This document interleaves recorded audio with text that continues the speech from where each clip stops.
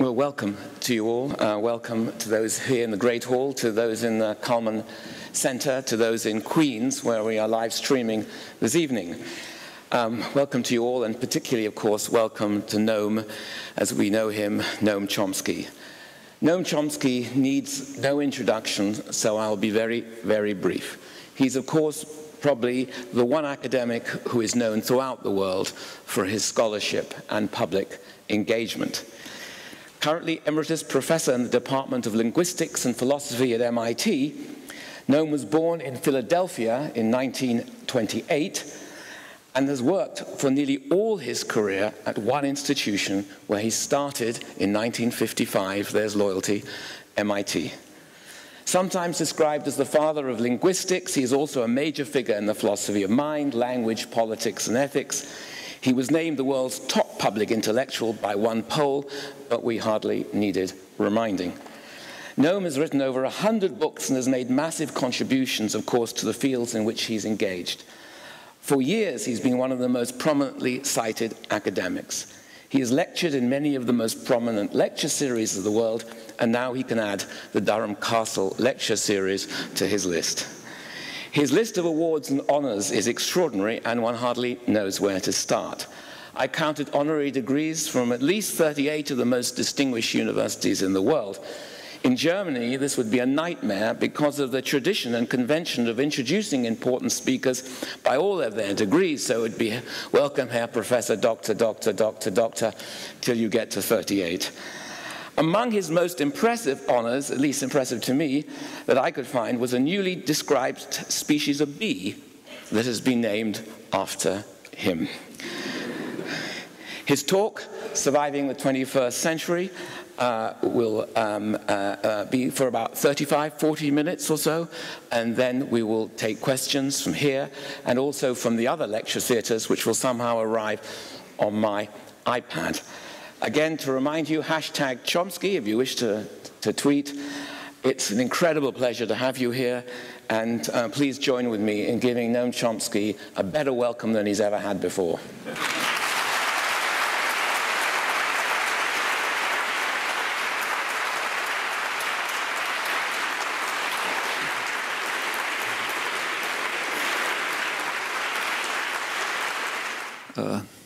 When I think about the announced title, Will We Survive the 21st Century, there is an irresistible image. It's the image of the proverbial lemmings marching towards the cliff, cheering their intrepid leaders. As we should all be aware, for the first time in history, humans are now poised to destroy the prospects for decent existence and much of life.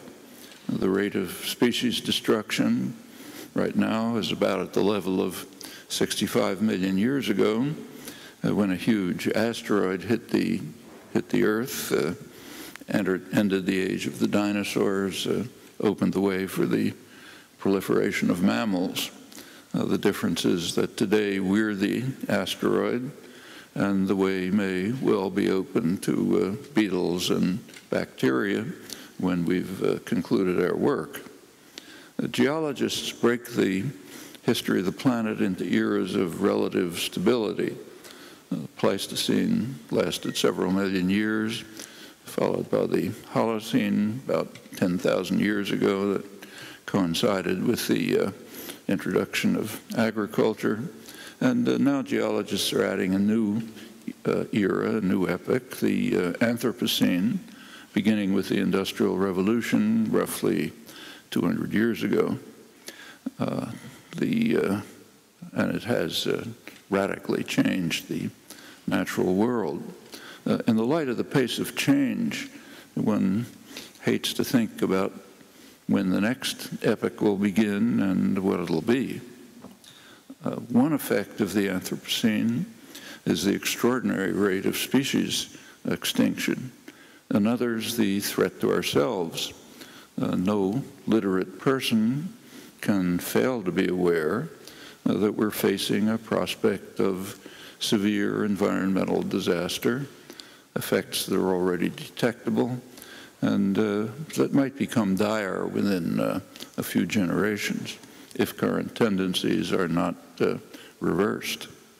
Just to give a few examples, a couple of weeks ago, 2 leading scientific journals published a new study of the West Antarctic ice sheet. It's long been understood that if it collapses, it will lead almost inevitably to a rise in global sea level of at least 10 feet within a few generations, wipes out civilization in any recognizable form. The reports, the new studies reported that it is collapsing.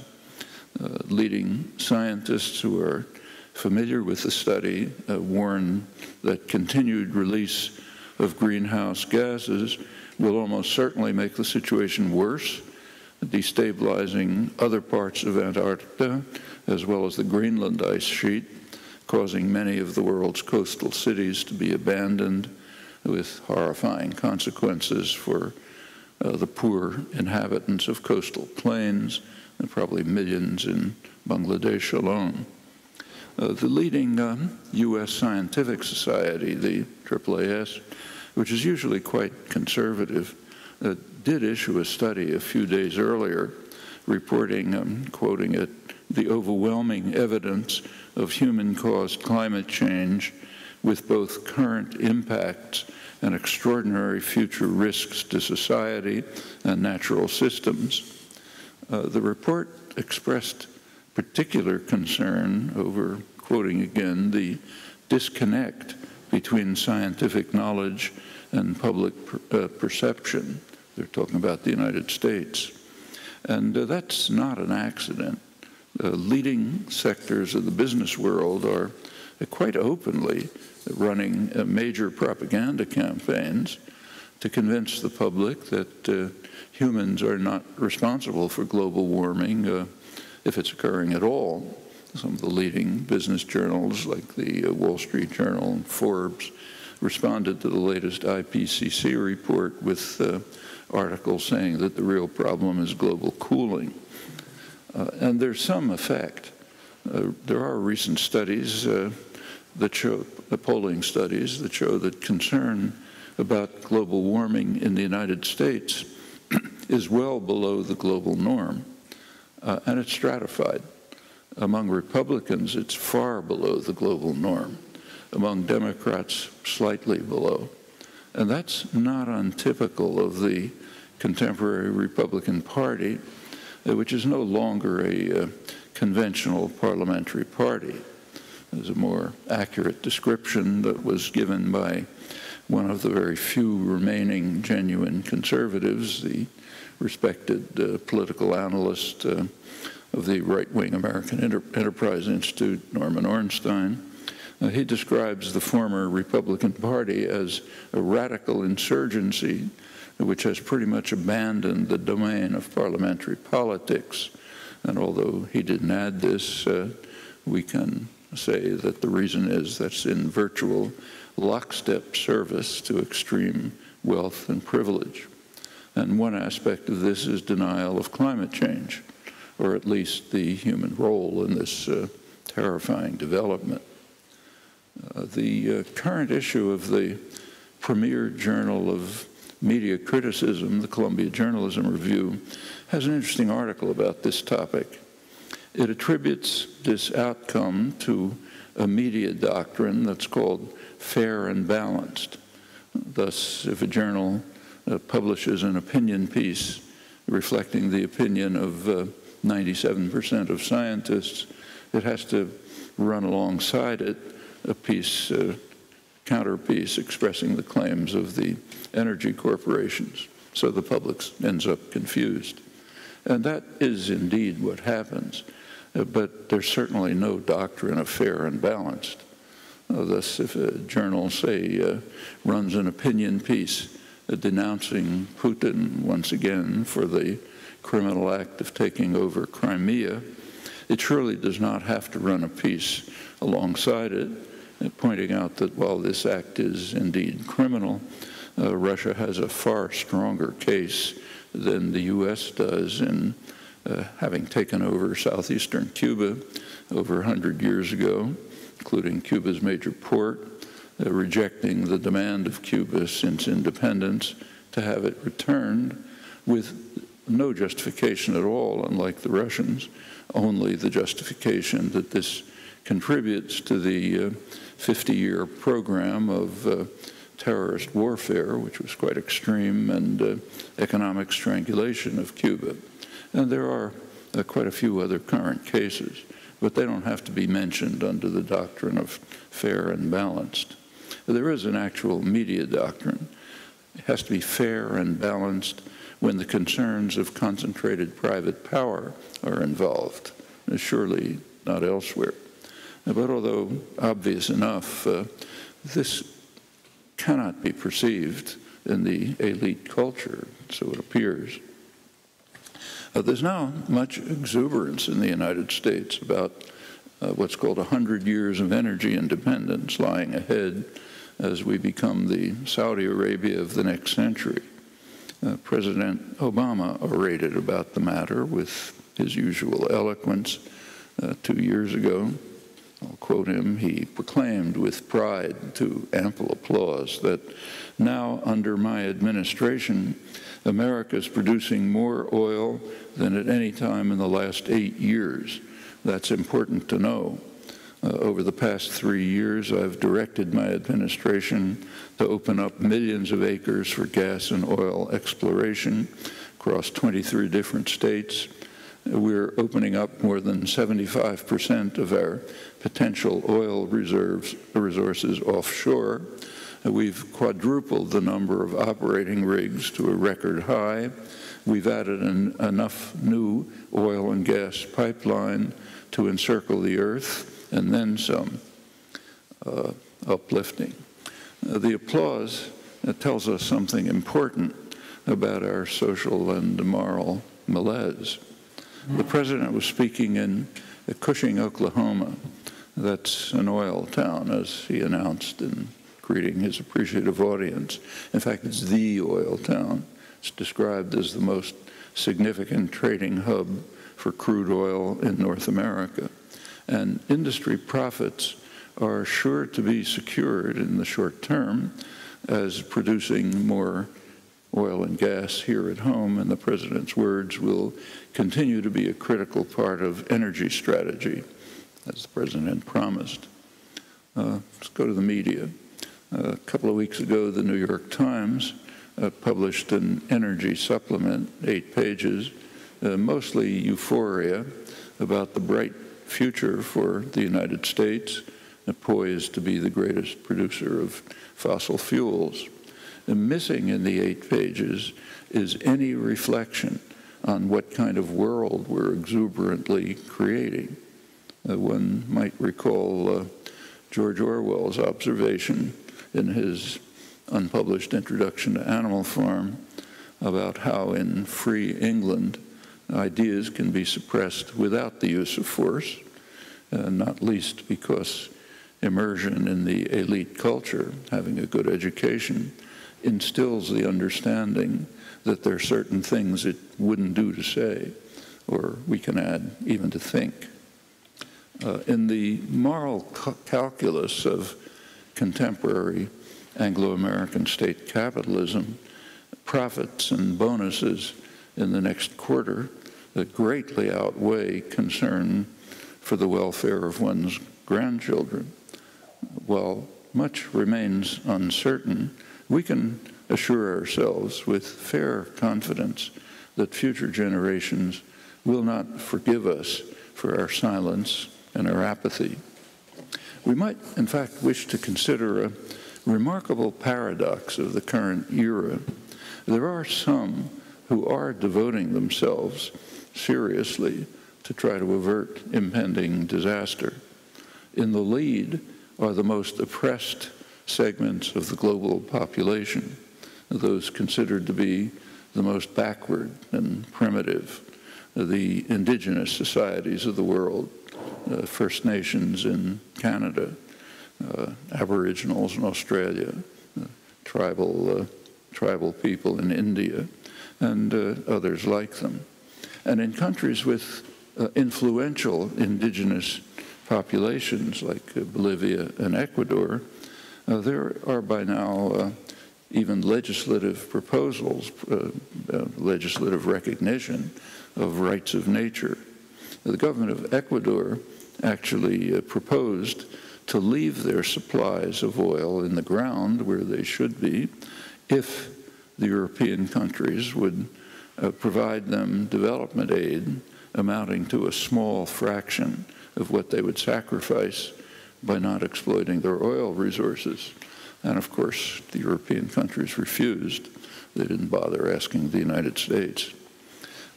While indigenous people are trying to avert the disaster, in sharp contrast, the race to the cliff is led by the most advanced, educated, wealthy, privileged societies in the world, notably North America, others not far behind, few exceptions like Germany, but not many. Unless there's a significant change of course, and soon, the prospect for decent survival is quite slim. And that's not all. For the past 70 years, we've been living under the threat of instant and virtually total destruction at our own hands. Those familiar with the shocking record, and if you're not familiar with it, I'd urge looking at it, but those familiar with it, and the record continues to the present, would find it hard to contest the conclusions of General Lee Butler. He's the last commander of the Strategic Air Command, which has responsibility for nuclear weapons. He writes that we have so far survived the nuclear age by some combination of skill, luck, and divine intervention, and I suspect the latter in the greatest proportion. It's actually a near miracle that we've escaped destruction so far, and the longer we tempt fate, the less likely it is that we can hope for divine intervention to save us from our folly. In this context, it's worth taking a close look at the factors that drive policy. There is a received standard version. It's common to academic, scholarly discourse, public discourse, diplomatic commentary. So I'll just quote a few leading figures, but it's almost universal. Take, say, George Kennan, one of the creators of the modern world. According to him, government is created to assure order and justice internally and to provide for the common defense. Coming to the present and the current issue of the journal National Interest, leading realist scholar John Mearsheimer formulates the doctrine as holding that the structure of the international system forces countries concerned about their security to compete with each other for power. Leading scholar of U.S. Middle East policy, William Quandt, also long diplomatic experience, writes that the driving force of U.S. policy is to ensure security and well-being of the population, and so on, pretty much endlessly. We can put aside the standard pieties about justice and well-being of the population. What is emphasized throughout is concern for security, which sounds plausible enough, but there's a few unanswered questions. For example, security for whom? Well, one answer is security for state power. Now, there are many illustrations of that. So take a current one from a couple of days ago. The United States agreed, and this is unusual, to support a Security Council resolution calling on the International Criminal Court to investigate war crimes in Syria. But there was a proviso. No inquiry will be tolerated into possible war crimes by Israel or, of course, by the United States. That's the explicit proviso, and it's routine. The United States is uniquely self-immunized from the international legal system. It's a very interesting topic. I don't have time to pursue it, but it does illustrate the importance of protecting the security of the state, security of state power. To protect the security of state power from whom? Well, enemies, of course, but who are the enemies? It turns out that one prime enemy is the domestic population. That fact is demonstrated over and over very clearly recently, very clearly, quite generally, by government secrecy, as it very rarely has a genuine security motivation. That much should be familiar to anyone who's plowed through declassified documents. You almost never find anything related to genuine security. But there is an effect. The effect is to keep the population in the dark, the enemy. They have to make sure they don't know what's going on. And there are good reasons.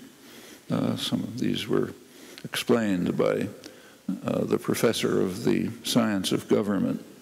I always liked that title. The professor of the science of government at Harvard, Samuel Huntington, prominent liberal scholar, government advisor. He instructs us that the architects of power in the United States must create a force that can be felt but not seen. Power remains strong when it remains in the dark. Exposed to the sunlight, it begins to evaporate. That was in 1981, when the Cold War was again heating up. And Huntington went on to explain that you may have to sell intervention or other military action in such a way as to create the misimpression that it's the Soviet Union that you're fighting. That's what the United States has been doing ever since the Truman Doctrine of 1947. 1981 was another critical year in this regard. It was the year when Reagan declared the first war on terror, plague of the modern age, return to barbarism in our time, et cetera, and ever since then, particularly after the disappearance of the Russian threat, or temporary disappearance as a concocted ogre, terror. You have to create the misimpression that it's terror that you're fighting. There are other candidates, narco-traffickers, crazed mullahs, a number of others.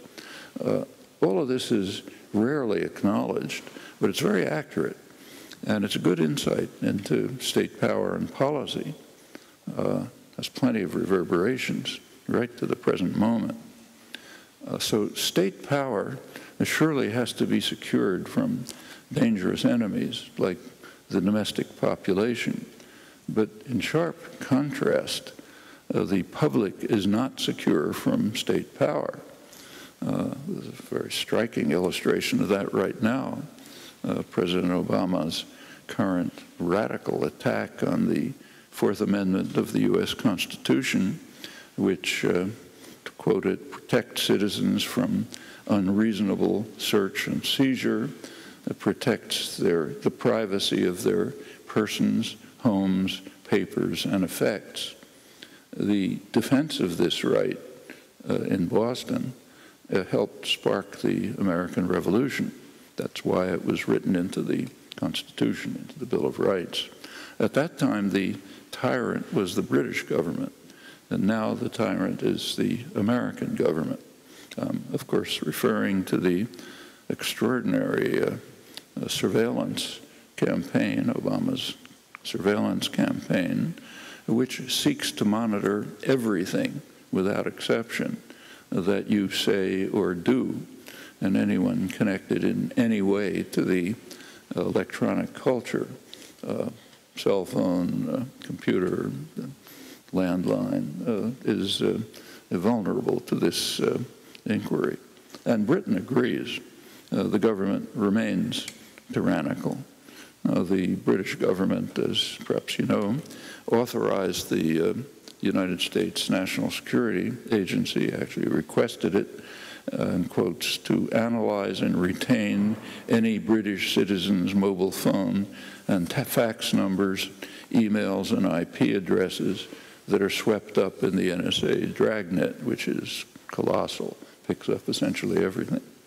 You should also be happy to know that the NSA routinely receives or intercepts routers, servers, computers, other computer network devices that are being exported from the United States so that it can implant surveillance tools, make sure that the NSA knows every keystroke you're making.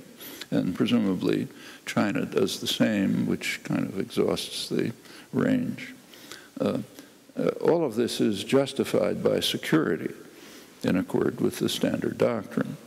But it's worth remembering that the claim of justification for security carries no information whatsoever, literally, even in the technical sense. It's completely predictable for virtually all actions of states when they're caught in some crime or malfeasance. And if something's perfectly predictable, it simply carries no information. In the case of the Snowden revelations, the first reaction of the U.S. government was the reflexive one, security. The president, the head of the NSA, informed the public that numerous terrorist plots were stopped by these surveillance methods. And the first claim was 54 were stopped. And that was later reduced to a dozen. There was later a government commission established which investigated exactly how many had been stopped, and it turned out there was one. Somebody sent $8,500 to Somalia. That, so far, is the total yield of this colossal effort to monitor and control the population, the domestic enemy. There is another concern, security for private power. Major current illustration are the huge trade agreements that are now being negotiated, Trans-Pacific and Transatlantic. They're secret, but not completely. They're not secret to the hundreds of corporate lawyers and lobbyists who are writing the detailed regulations. You can guess what they are and why they're secret.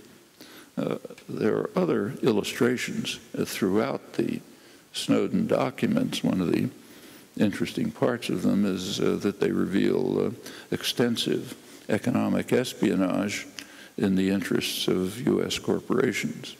Actually, when this is brought to the attention of the government, they say, well, we don't choose particular corporations, which is correct. It's just the general corporate sector that has to be, whose security must be protected by state intervention. Well, there are other examples. There are actually too numerous to mention, and they shouldn't be surprising. Actually, there's a recent study just came out from Princeton University to leading political scientists, Martin Gilens, Benjamin Page, who studied hundreds of policy decisions and conclude with very careful analysis, I'll quote, economic elites and organized groups representing business interests have substantial independent impacts on U.S. government policy, while average citizens and mass-based interest groups have little or no independent influence.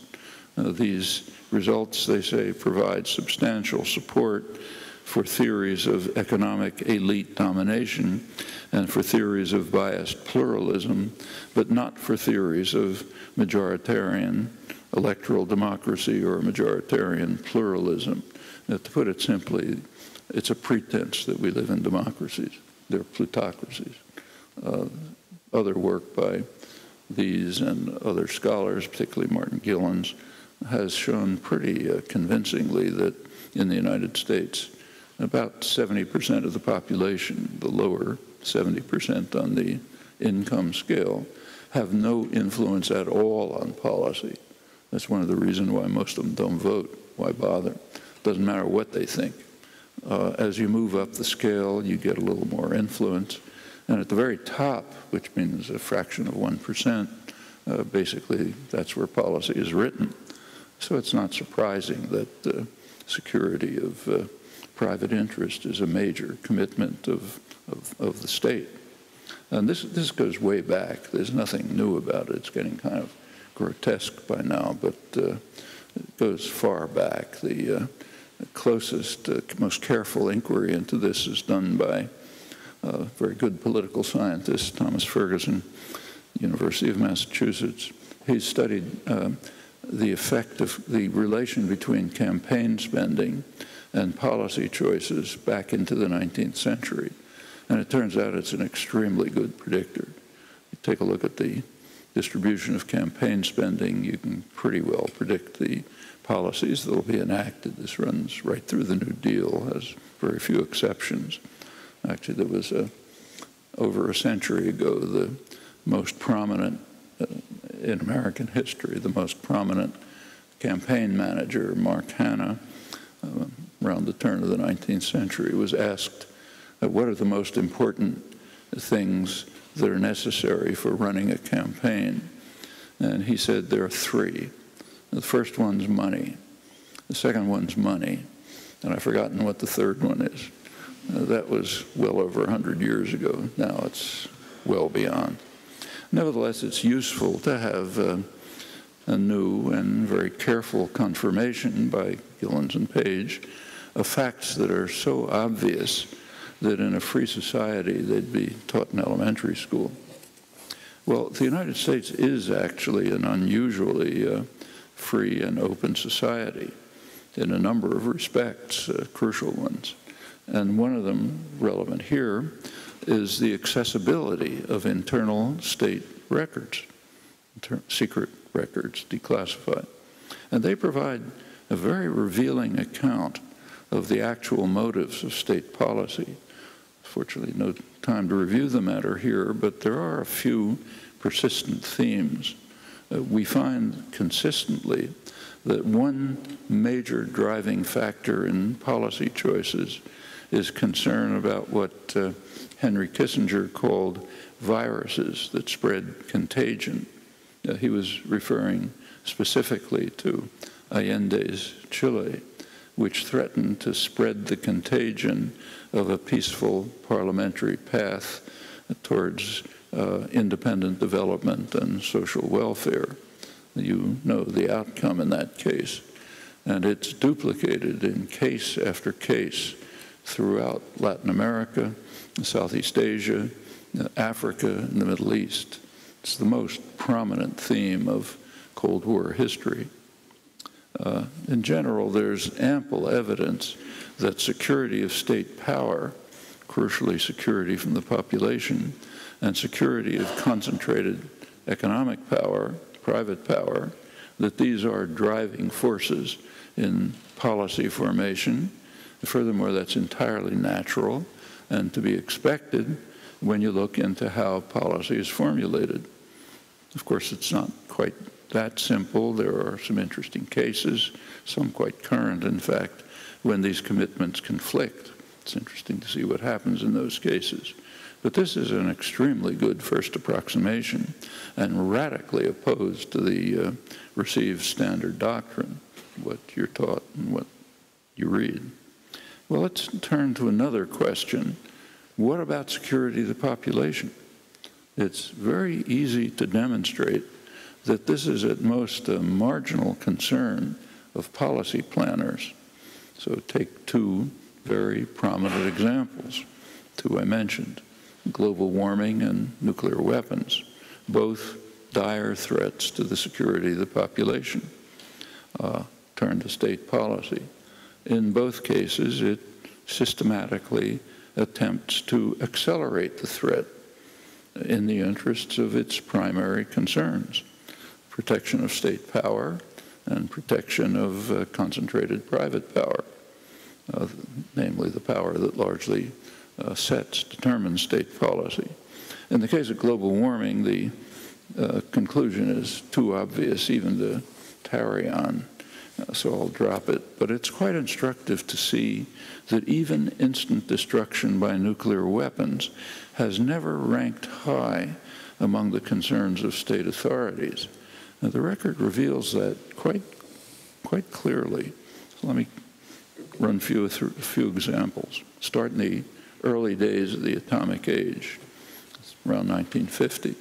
At that time, the United States was overwhelmingly powerful and enjoyed remarkable security. There was nothing like it in history. It controlled the Western Hemisphere, controlled both oceans, controlled the opposite sides of both oceans, had half the world's wealth, just incomparable power and security.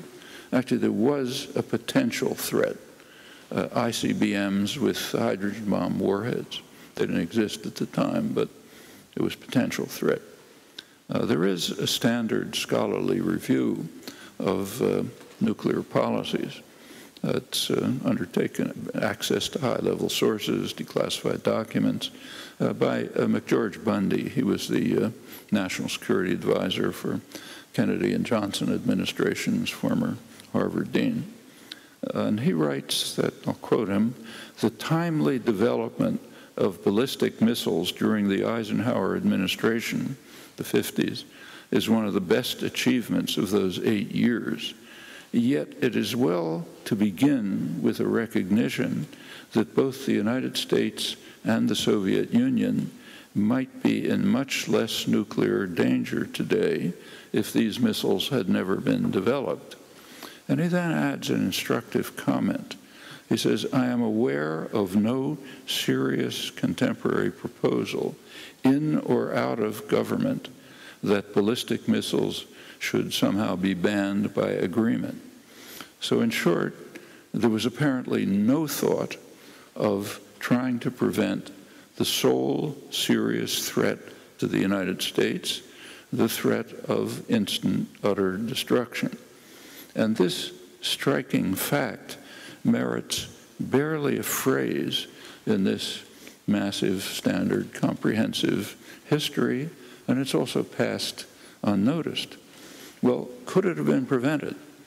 Can't be sure, of course, but there are some indications that it might have been possible. One suggestive indication is a remarkable proposal by Stalin in 1952. He offered to permit Germany to be unified with free elections, which of course the communists would lose, but on condition, one condition, that it not join a hostile military alliance. That's hardly an extreme condition if you look at the history of the preceding half-century. Stalin's proposal was ignored or ridiculed, but recent scholarship has begun to take a different view, especially with the release of Russian archival records. There's a bitterly anti-communist Harvard scholar, Adam Ulam, late Adam Ulam, specialist on the Bolshevik period. He takes the status of Stalin's proposal to be an unresolved mystery. He writes that Washington wasted little effort in flatly rejecting Moscow's initiative on grounds that were embarrassingly unconvincing, leaving open the basic question: was Stalin genuinely ready to sacrifice the newly created German Democratic Republic, East Germany, on the altar of real democracy, with consequences for world peace and for American security that would have been enormous? That remains an open question.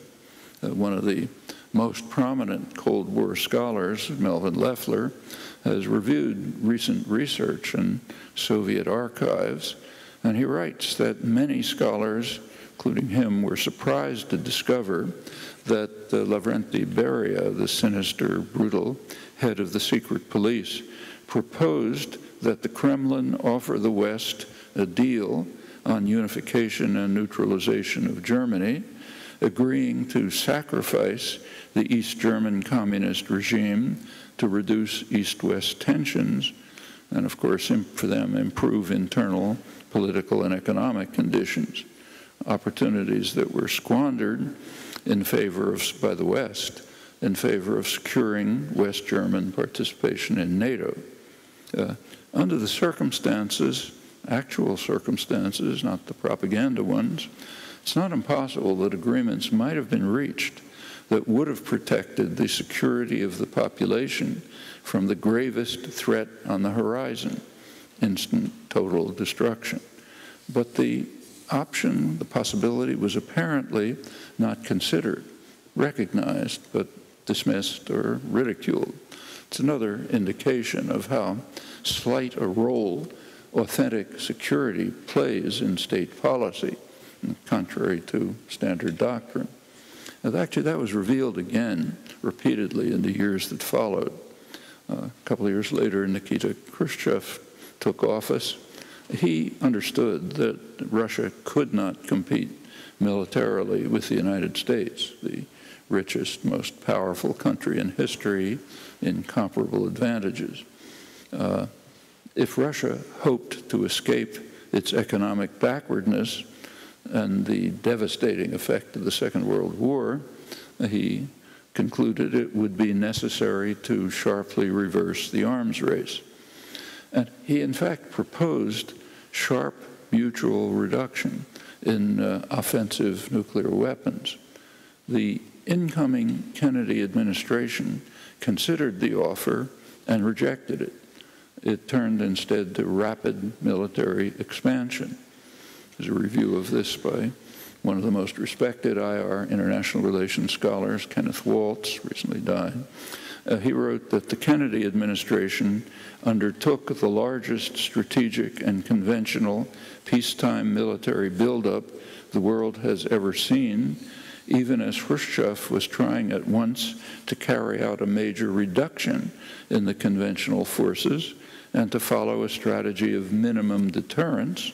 And we, the United States, did so, even though the balance of strategic weapons greatly favored the United States. Again, decisions that harm national security, harm the security of the people, while enhancing state power. Kennedy, as you may recall, barely squeaked to victory in 1960 in the election, mainly by fraud. But one of the ways he squeaked to victory was his charge that the opponent, Eisenhower and Nixon, had permitted the Russians to leap ahead in offensive weaponry, creating what was called a missile gap that severely threatened U.S. security, and that frightened the population. The reality was that the United States was far in the lead.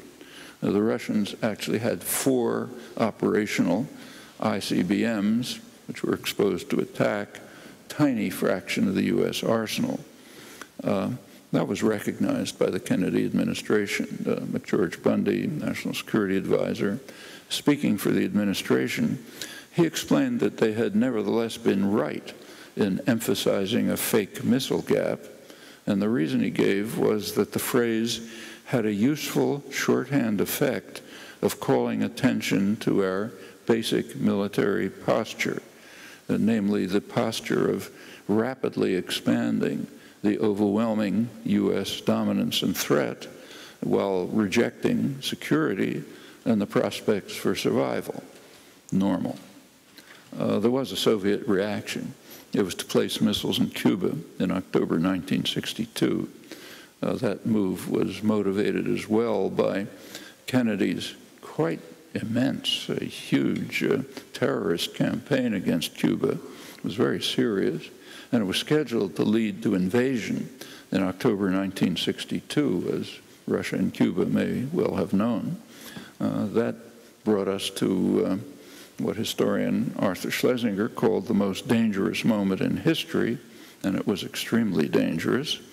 The crisis peaked in late October 1962, October 26th, 27th. Kennedy then received a letter, a secret letter from Khrushchev, offering to end the crisis by simultaneous public withdrawal of Russian missiles from Cuba and U.S. Jupiter missiles from Turkey. These were obsolete missiles for which a withdrawal order had already been given because they were being replaced by much more dangerous and, at the time, invulnerable Polaris submarines. So that was the offer. Russia would remove the missiles from Cuba. The U.S. would continue to remove missiles which are already being withdrawn because they're being replaced by more dangerous ones. Kennedy's subjective estimate was that if he refused, the probability of nuclear war would be 1/3 to 1/2. That's a war that would have destroyed the Northern Hemisphere, according to Eisenhower, President Eisenhower's warning. Kennedy refused. It's hard to think of a more horrendous decision in history. And worse, he's greatly praised for it, for his cool courage, his statesmanship. 10 years later, Henry Kissinger called a nuclear alert. It was the last days of the 1973 Israel-Arab War. And there was a purpose. The purpose was to warn the Russians not to interfere with his delicate diplomacy. He was carrying out delicate diplomatic maneuvers which were designed to ensure an Israeli victory in the war, but a limited victory, so that the United States would still remain in total control of the region unilaterally. And the maneuvers were delicate. The United States and Russia had jointly imposed a ceasefire, but Kissinger, turns out, had secretly informed Israel that they could ignore the ceasefire. Therefore, there was a need to call a nuclear alert to frighten the Russians away. The security of the population had its usual status, 0. 10 years after that, the Reagan administration came in and they launched operations to probe Russian air defenses. That meant simulating air and naval attacks, calling the highest level nuclear alert into Russian waters and territory. And these were taken at a very tense moment. Right at that time, Pershing II strategic missiles were being deployed in Europe, a few minutes flight time to Moscow. Reagan had announced the Star Wars program, SDI, which the Russians understood to be effectively a first strike weapon. That's a standard interpretation of so-called missile defense on all sides. And other tensions were rising. Well, naturally, these actions caused considerable alarm in Russia. Unlike the United States, Russia is quite vulnerable, repeatedly been invaded and practically destroyed. Actually, that led to a major war scare in 1983. Newly released archives, Russian archives, reveal that the danger was much more severe even than historians of the nuclear interactions had previously assumed. There's a recent CIA study which is called "The War Scare Was for Real." It concluded that U.S. intelligence had underestimated Russian concerns and the threat of a Russian reaction. These exercises, I'm quoting, almost became a prelude to a preventative nuclear strike, an account in the recent issue of the Journal of Strategic Studies. And it turns out it was even more dangerous than that. We learned that last September. The BBC reported that right in the midst of these really world-threatening developments, Russia's early warning systems detected an incoming missile strike from the United States, sending off the highest level automated alert. Now, there's a protocol for Soviet military, same with the US, and that is to retaliate at once with a nuclear attack of its own. Can't wait any longer. There was an officer on duty, Stanislav Petrov, and he decided to disobey the orders and not to report the warning to his superiors. He received an official reprimand, and thanks to his dereliction of duty, we're around to talk about it. Security of the population was no more a priority for Reagan planners than for their predecessors. And that continues until the present, even putting aside the numerous near-catastrophic accidents, which are really quite shocking. They're reviewed in a chilling new book by Eric Schlosser.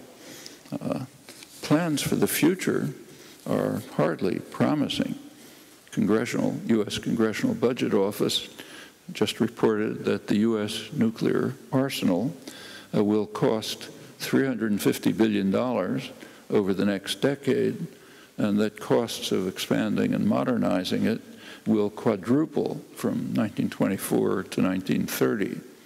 There's a detailed study by the Center for Non-Proliferation of the Monterey Institute for International Studies estimated that the U.S. will spend $1 trillion on the nuclear arsenal in the next 30 years.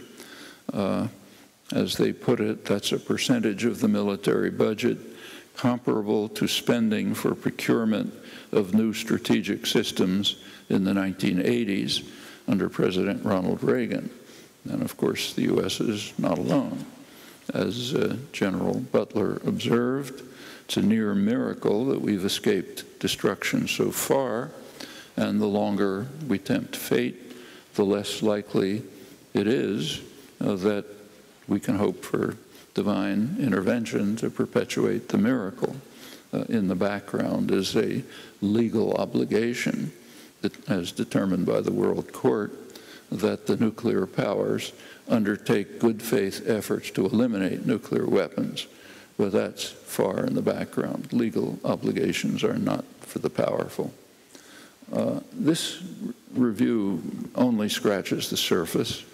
There are numerous other ways to evaluate the conventional doctrines about the goals of policy, the forces that shape policy decisions.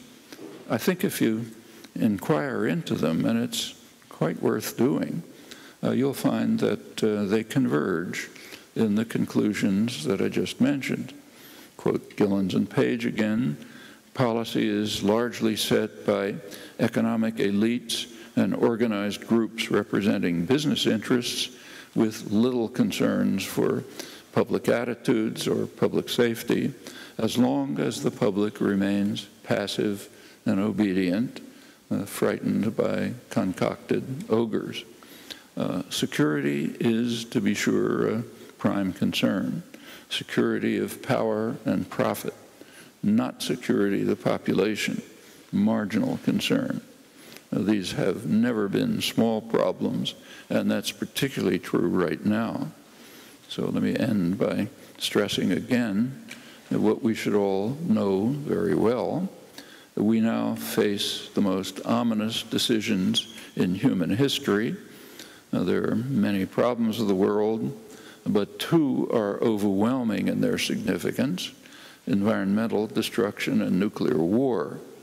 For the first time in history, we face the prospects of destroying the possibility for decent existence, and not in the distant future.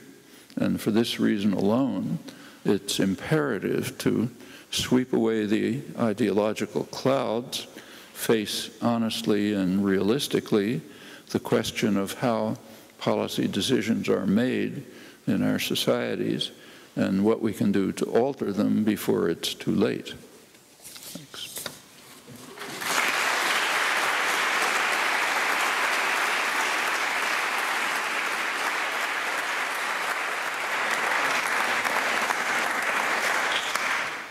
Well, now to you all. I'd like to take questions in clusters of 3 so that we can get a few remarks out. I'll take 3 from the Great Hall now before we go to other lecture theatres and bring them in. So do I see any hands?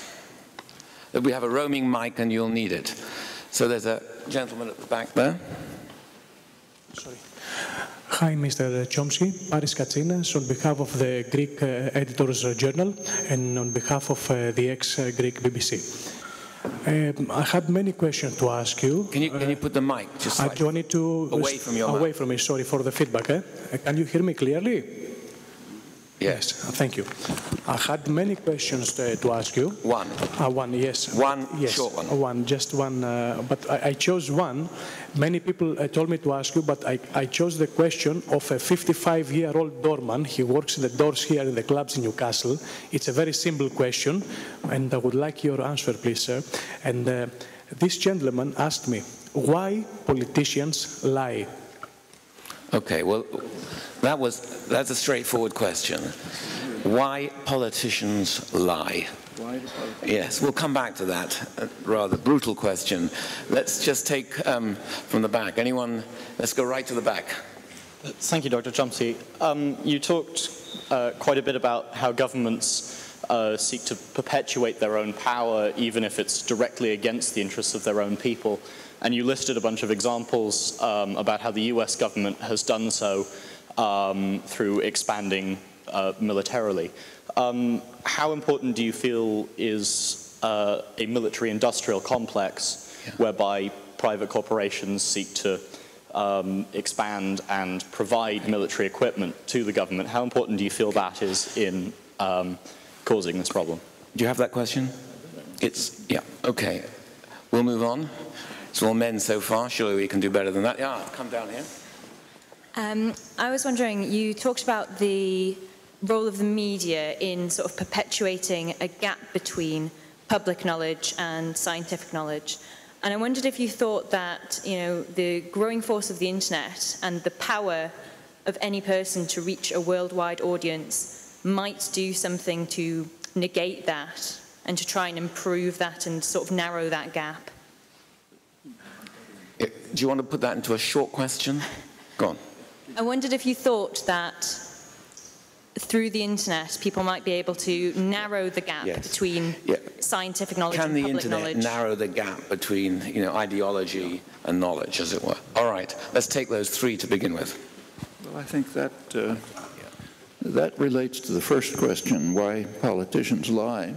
The simple answer is because we let them. We have the power to prevent it. But if you don't use the power, if you sit back and say, I don't care, then they'll lie. And they have good reasons to. I mean, would it make sense for Tony Blair, say, to stand up now and say, please set up a war crimes tribunal to try me for the supreme international crime of aggression? Would that make sense? Or for him to say, please throw me out of my position as a special representative for the Middle East Quartet because I'm doing absolutely nothing for peace but enriching myself? Or would it make sense for, and you can run down the line. There's very good reasons either to lie or just not to tell the truth. If politicians told the truth, I think, you decide for yourselves, I think they would be saying what I was just talking about. They would be saying, we don't care at all about your security or your safety or your survival. We care about our power and about the power of the concentrated domestic power, which in our societies means basically the corporate sector. Now, it's not 100% the case, of course, but it will be, there's a strong tendency for it to be the case for the people who reach the top. That's how they reach the top.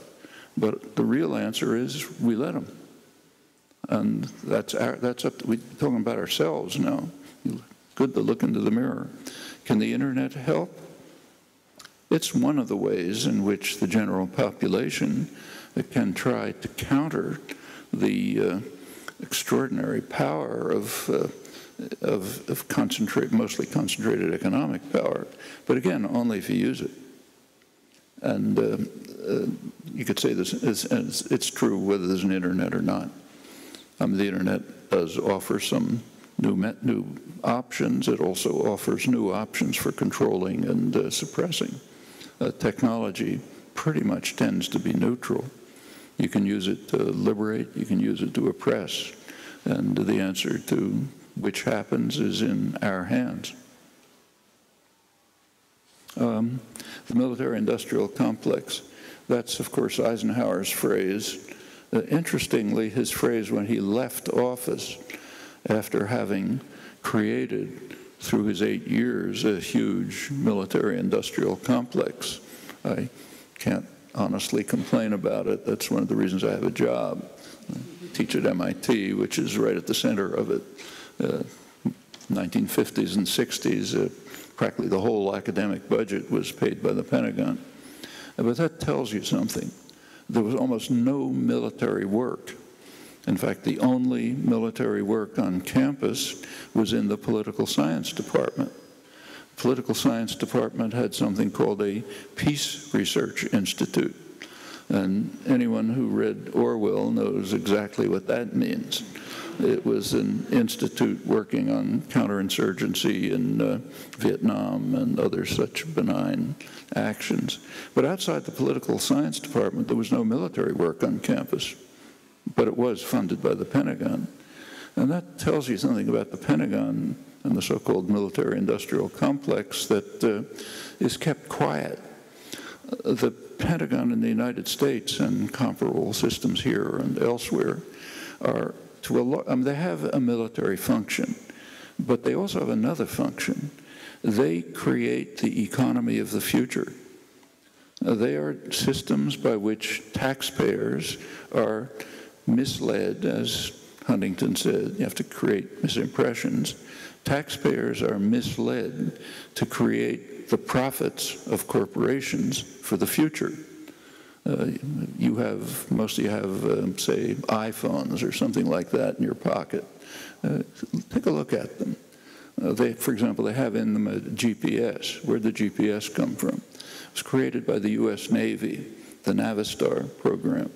It has microelectronics, software, hardware, almost all created for decades, mostly in the state sector, under often in the U.S. Pentagon funding, here the counterpart. Taxpayers pay for this because they think they're protecting their security. That's what they're told. But in fact, the government doesn't care about your security. What it cares is about its own power and security for corporate power. And the way the system works is the taxpayer takes the risks, carries out the investment for decades, literally decades. Finally, something may come out which is profitable, and then the profit goes to the private sector. If we had anything remotely like capitalist systems, we don't, they would adhere to the capitalist principle that if an investor takes risks and invests and waits and takes risky steps, and if something comes out of it, the profit goes back to the investor. That's not the way it works here. The profit goes to people who had nothing to do with it. The risks are taken by you, often through the Pentagon and comparable systems, and if anything comes out, the profits go to Microsoft and Apple. Now, they didn't create it. They take it. It's given to them. And it literally is decades. So computers were the computer market, personal computer market, became viable in 1977, I think it was. Apple was the first. That was about 30 years after the development of computers, almost all in the state sector, like in the building where I work. And it's if you buy pharmaceuticals, let's say, the basic research and development is pretty much done in the state sector.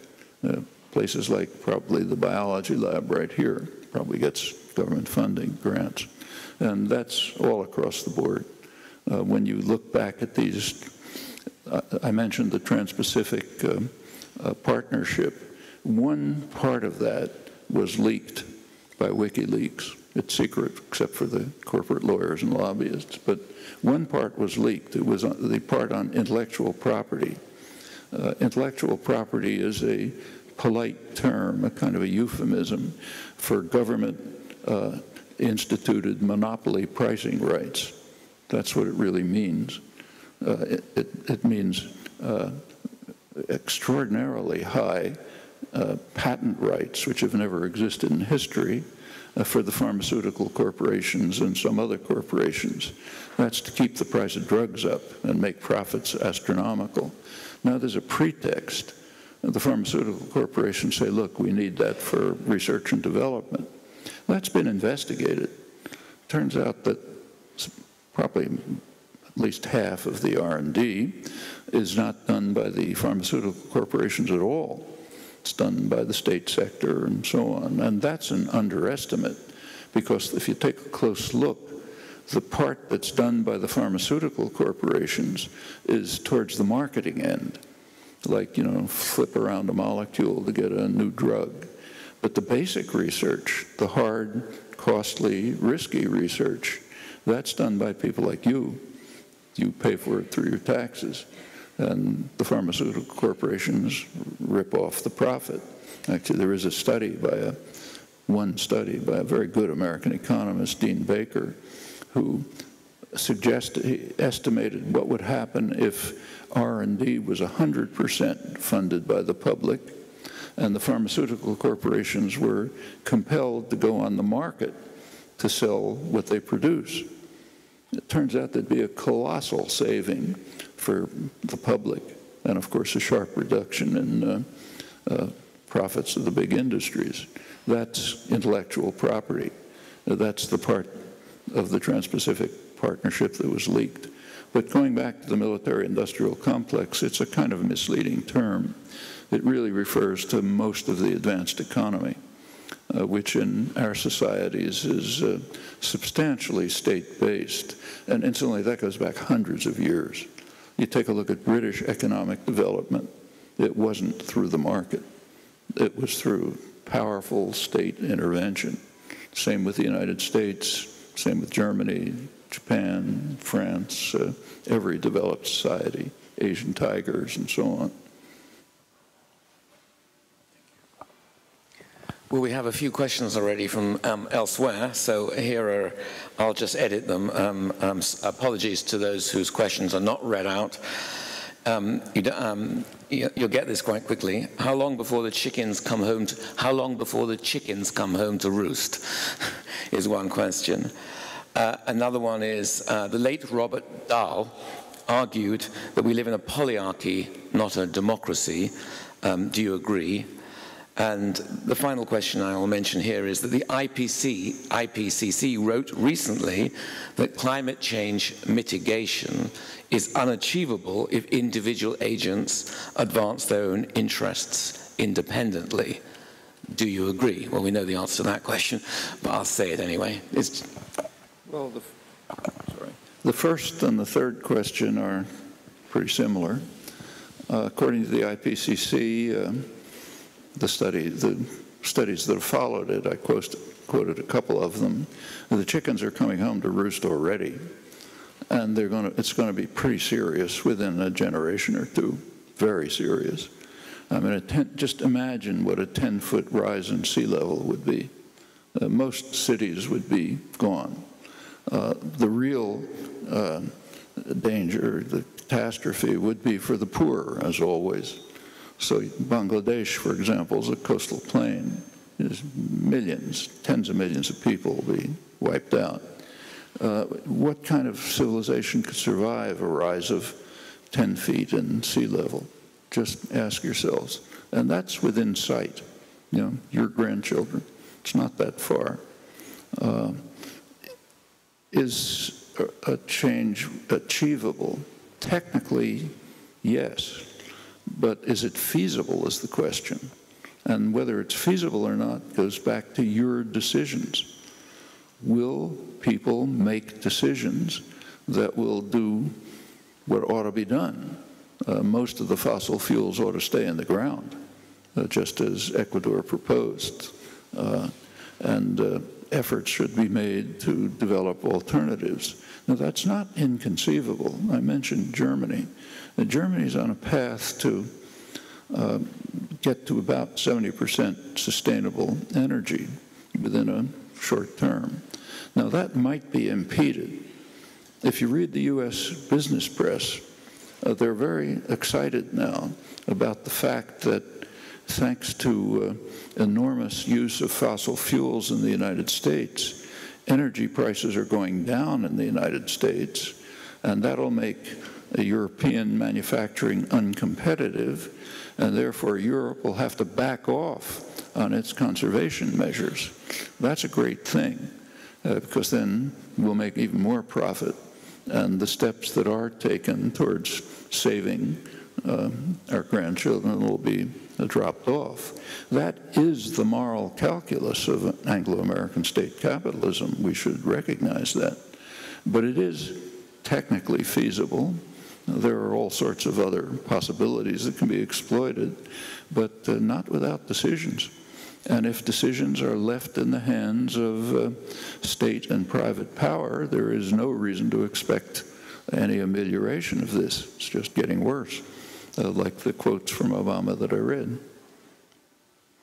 Polyarchy. Polyarchy is it's kind of a, I think Dal is basically right, but why not simply say it? It's a plutocracy. The very rich make decisions in their own interests, and most of the population's irrelevant. Actually, it's worse in Europe than in the United States. Europe, what's happened in Europe in the past 10 or 20 years is just astonishing. I mean, even the Wall Street Journal is astonished.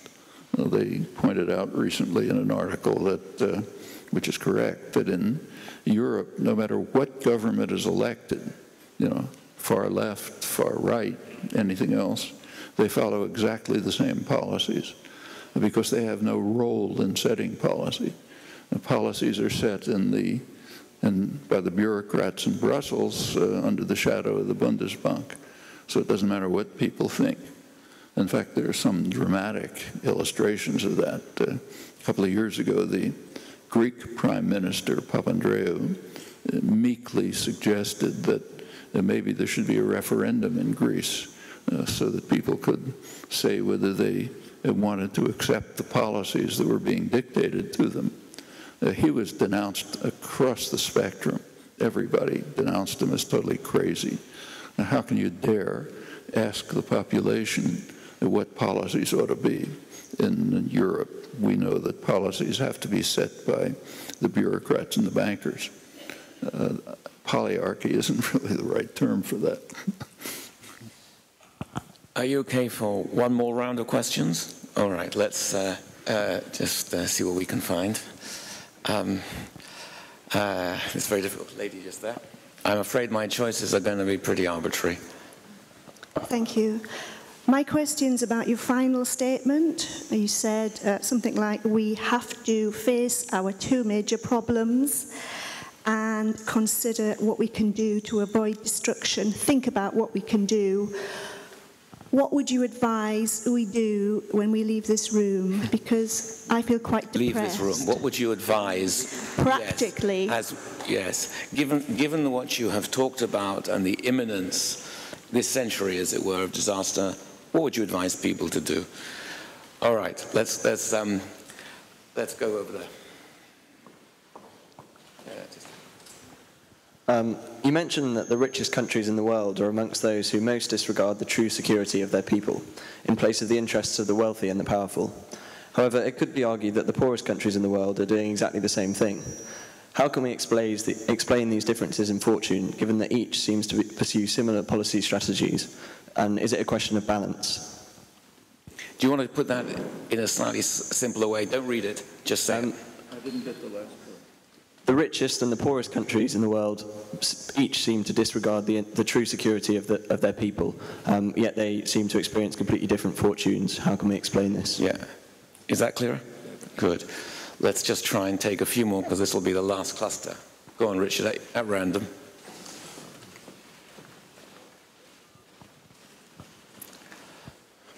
In your talk, you talked mainly about the US and about Europe, but what do you think about the rise of China in terms of, the future of the human race, etc.? All right. I think I'll just take one last question over there, and then we'll have to stop. Richard, just over here in the corner.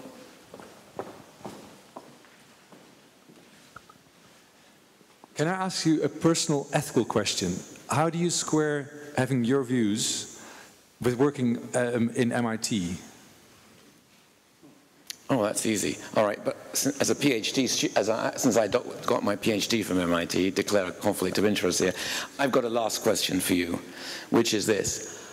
How do you imagine democracy the shape and form of a democracy that would be open, pluralist, responsive. It would have to be a very different kind of democracy to standard electoral, short-term competitive democracy. But we also know that forms of direct democracy produce their own internal difficulties. So the question is, when you imagine a world beyond, as it were, state capitalism and competitive elitist democracy, what do you imagine? Okay, let me run through them in order. The first question is, as individuals, what can we do? The answer is practically nothing. What can be done, and always has been done in history, is by people who are organized groups. The labor movement, civil rights movement, women's movement, anti-war movement, environmental movements, these can do things. But and that's one of the reasons why powerful systems are so intent on atomizing people. It's very striking. Take there's a lot of propaganda about the wonders of markets. Actually, we only have very limited markets, but there are markets. Markets are supposed to be magnificent because they increase your choices. Actually, they restrict your choices. You think about it for a minute. Suppose I want to get home from work at night. Okay, the market offers me a choice. I can have a Ford or a Toyota. It does not offer me the choice of a Subway, what I want, what's good for me, what's good for the environment, what's good for my children, but that's not offered in the market. Markets offer individual consumption. And the enormous stress on the importance of markets is part of the way to drive people towards looking for yourself, amassing as many commodities as you can, forget everything else. In fact, if you think about it, every one of you has taken an economics course or read about it, then you know what markets are supposed to be. Markets are supposed to be systems in which informed consumers make rational choices, right? I'm sure every one of you has turned on a television set. Now, what do you see when you turn on a television set? You see that there's a huge industry, public relations industry, which began in the United States and Britain, incidentally, huge industry which is designed to undermine markets. Every ad is an attempt to create an uninformed consumer who will make an irrational choice, right? Huge effort on the part of the business world to undermine markets, but to keep the aspect that's useful for profit and power, namely separating people from one another, focusing on individual choices, not working with your neighbor. So to get back to what you can do as an individual, not a lot, except what's always worked in the past and can work in the future. The second question pointed out that the rich and the powerful states act pretty much the same way. Mostly that's true, not entirely. I mentioned the case of Ecuador, which did make an effort to do with its fossil fuels what ought to be done. But by and large, it's doubtless true. That's why I didn't really talk about states when I said that these sectors of the world population that are leading the effort to try to avert the disaster are not states. They're organized groups. They're the indigenous populations. The First Nations in Canada, let's say, are not a state. They're the ones who are trying to stop the tar sands development, which is really lethal. In Australia, the Aboriginal people are very battered and beaten. Those who have survived the onslaught are in the lead in trying to stop the uranium, gold, other mining. In India, there's a war going on with the tribal people trying to protect the reserves from destruction by developmental projects, mining and so on, which will destroy them. But as far as keeping just to countries, it's true that you can't expect states to behave very differently from the way they in fact do under our general kinds of organizations and structures. But of course, what the powerful states do is just a lot more significant. It doesn't matter that much what Ecuador does. It matters a lot what England and the US do. So that's up to us. And that gets to the next question, what about China? China's it's an interesting case. It's a complex case. China, in the last, China gained independence in 1949. From 1949 to 1979, that was roughly the Maoist period. There was a lot of there were a lot of horrors then. Real atrocities took place. A huge famine killed maybe 30, 40 million people. But there are some interesting things that happened that aren't discussed very much. There are interesting studies of comparing China and India. It's an interesting comparison. Attained independence at the same time, two huge countries. They're both very poor. They were pretty similar in 1949, late 40s. And they developed differently during the next 30 years. One of the major studies of this is by a leading economist, Amartya Sen, Nobel laureate in economics, specialist on India. He and his associate, Jean Drèze, an economist in Delhi, a very good economist, did a study of mortality in China and India between 1949 and 1979, when China shifted course. Turned out in this period, according to their calculation, 100 million people were killed in democratic capitalist India as compared with China because of what India didn't do. It didn't introduce rural reforms, health clinics, barefoot doctors. In fact, did almost nothing for the peasant population. And the difference in mortality amounts to 100 million people.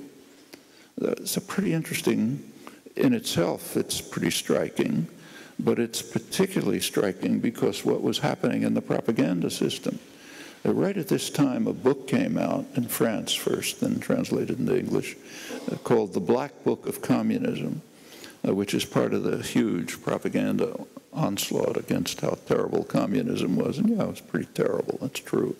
The book claimed that 100 million people had been killed by communism, okay? So here you have two studies. One of them says 100 million people were killed by the communists, most of it not based on any data much, just talk. But let's say it's true. Another, a careful study saying that one democratic capitalist country killed 100 million people as compared with China. What was the reaction to the two? The Black Book of Communism, front page reviews all over, articles, everybody knows about it, tells us how horrible communism is. The Sen-Drèze study, I wrote about it.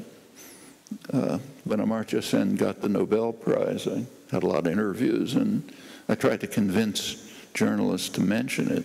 One did, an Indian journalist actually mentioned it. You're going to look pretty hard to find any reference to it. Well, that's one fact about China. Since China began its shift towards a kind of a, whatever you call it, a state market system, there has been substantial growth. Mortality, on the other hand, is leveled. Health of the population has not improved, barely improved. So you look at the rates, mortality improved very sharply up till 79, kind of levels off. But there's been a lot of development. China's raised more people out of poverty than the rest of the world combined by a long shot in the last generation or two. And China's busy destroying the environment. They now produce more,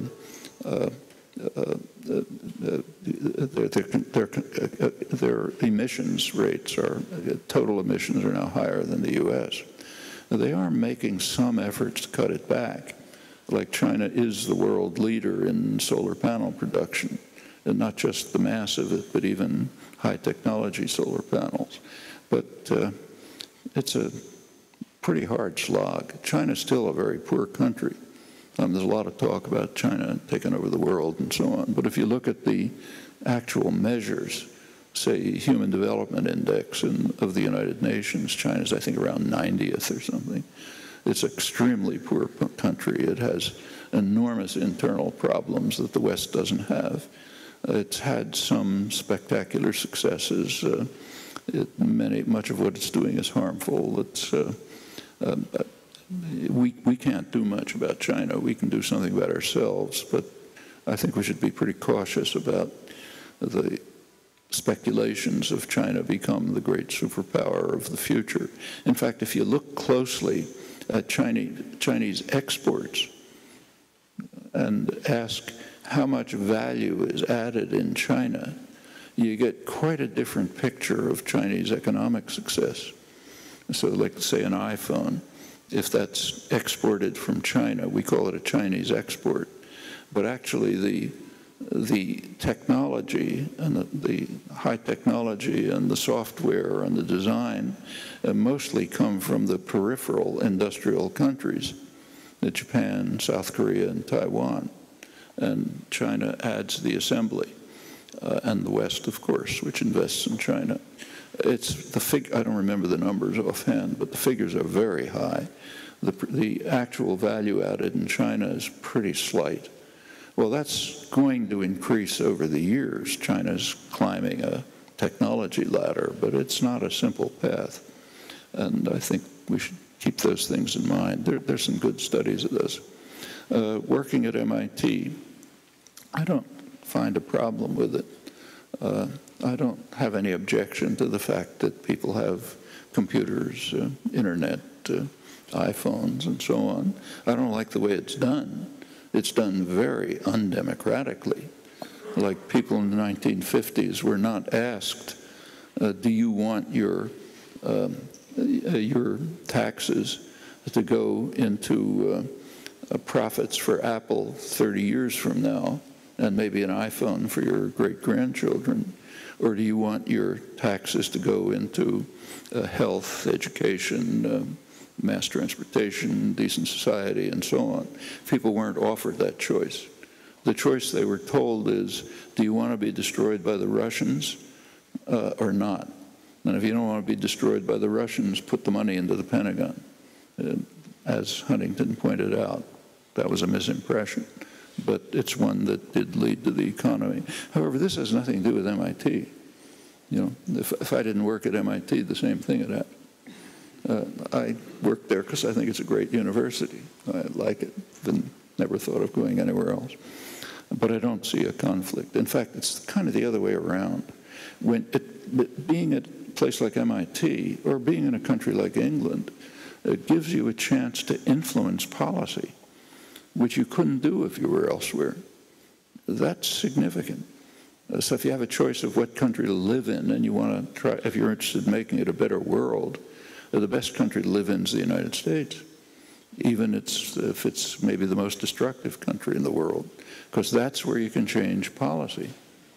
If you live in, I don't know where, Ecuador, let's say, you can complain about policy, but you can't do much about it. So I don't see that as much of a conflict. What would a democracy look like? Well, my own feeling is that thinking about the various kinds of technical ways in which representation can take place don't really carry us very far. Almost because what really matters is what kind of socioeconomic arrangements are there. Now, here we go back to, I think you have to start with something more fundamental. There are plenty of hierarchic relations in society, all kinds, from family to international affairs. I think we should always ask the question, wherever there is such a structure, is it legitimate? And there's a burden of proof. it has to prove its legitimacy. It's not automatically self-legitimating. So wherever there's a structure of authority, domination, hierarchy, patriarchal family, international affairs, anything in between, the question of legitimacy of the structure arises. Sometimes you can justify a structure of dominance, but very rarely. And wherever you can't, it ought to simply be dismantled. And that's across the spectrum. And it can be done in many different ways. So say the feminist revolution of the last roughly generation had a big impact on certain kinds of dominant structures. Okay, that's quite significant. Worker-owned enterprises set the basis up for a different kind of economic and political structure, and they exist. Some of them, in fact, are quite substantial. The Mondragon conglomerate in Spain is, first of all, economically quite successful. It's one of the few parts of the Spanish economy that's going to survive this austerity, devastating austerity policies. But it also is democratic in a way which doesn't show up in method of voting and so on. And I think those are kind of the major factors that have to be looked at. The kinds you mentioned are important, and you could debate exactly how it could be done, but I mean, I don't see how any complex system can avoid some sort of representative democracy. I mean, we just can't have a vote on everything, but representatives should be accountable, recallable, subject to constant surveillance and control, and interchangeable.